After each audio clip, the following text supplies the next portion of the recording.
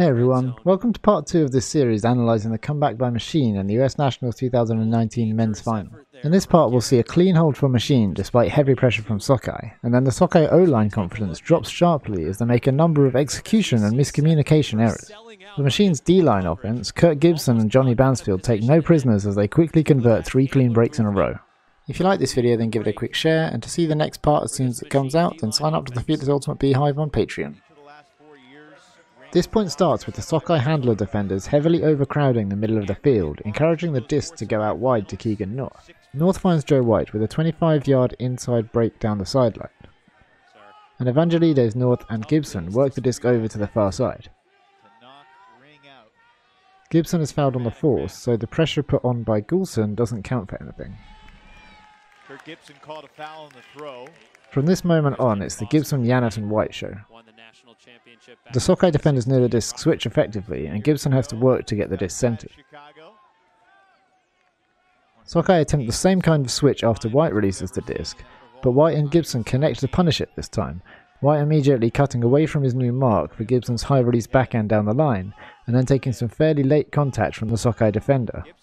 White nearly throws to the front corner from the floor, before opting for the scuba over the top to Yanis. But how come Yanis is unmarked? Unfortunately, it looks like Foster was playing to the wrong line on the American football field and thought the point was already over. And then he flips it to giving and going and attacking in the red zone. The throw to the front corner looks relatively free. It's possible White pulled out of it because Machine also played to the wrong line in this corner earlier, resulting in a turnover which should have been a score. The score is now 11-7 to Sockeye, and this was the first time that Machine's O-line had had a clean hold since being 6-2 down. This point must have been the most frustrating one for Dylan Freechild in the whole match. The ball goes out of bounds and is bricked by Montague, who overthrows Freechild on the first pass. The error appears to be purely execution, and although perhaps not out of reach of a fully extended Freechild, the disc is at an awkward speed and height, and low on Freechild's left-hand side. Gibson picks up the disc, and you can see Machine are hungry to put it away quickly, as he's offered numerous strike cuts before opting to throw deep to Goff.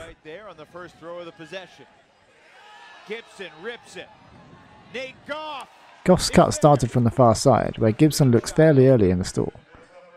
Freechild has already switched and then poached to cover the deep space, but Gibson throws it fast and relatively low. Frustrating again for Freechild is he's close to the disc and yet unable to put a bid in due to the angles and the limited amount of time he has to react. Gibson puts enough inside out on the backhand for it to slice through the wind and level out in the end zone, whilst Nate Goff has position to get up high and early for the clap catch, making the reception as safe as possible. This is only Machine's second upwind point and second break of the match, compared to 3 upwinds and 6 breaks for Sockeye at this point. At 11-8, the Machine pull from Sam Canner lashes downwind, and Sockeye's pull fielder Murray doesn't get across the end zone in time to attempt the catch or to stop the roll and get the disc into play quickly, letting it roll out the back for Montague to retrieve and bring into play on the end zone line. Bansfield and Canner sag into the throwing lanes to prevent a pull play, while Seth Weaver poaches to cover the deep threats, forcing Sockeye to take many passes. Bansfield flash poaches into the lane at every opportunity, forcing the disc to go backwards or laterally, whilst Weaver continues to poach onto the deeps.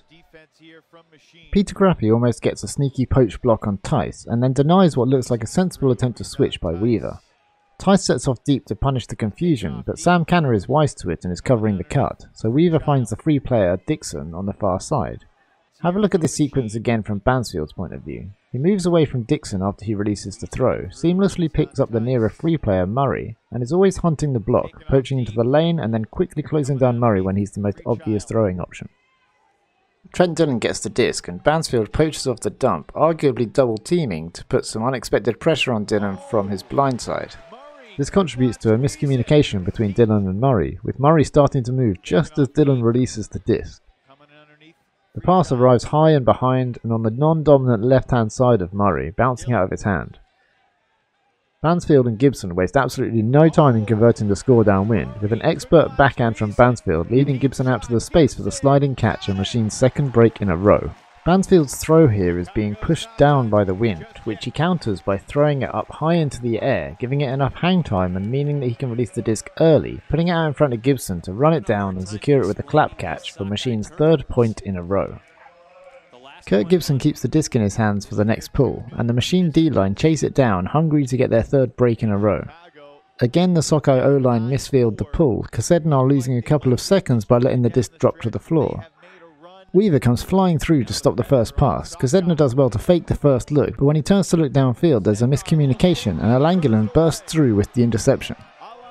If we look closer at these moments, Kosednar has the opportunity to throw to Montague after the fake, but can likely see Bansfield accelerating out of the corner of his eye, which makes him uncertain and puts the Sockeye offense immediately out of sync. Downfield, Janin was reacting to the defender overcommitting and actually timed his deep cut just in case Montague got the disc, so Kosednar faking this throw the second time and then turning downfield caught him off guard. A similar miscommunication to the last turnover happens as the disc is released at the exact moment the receiver changes direction.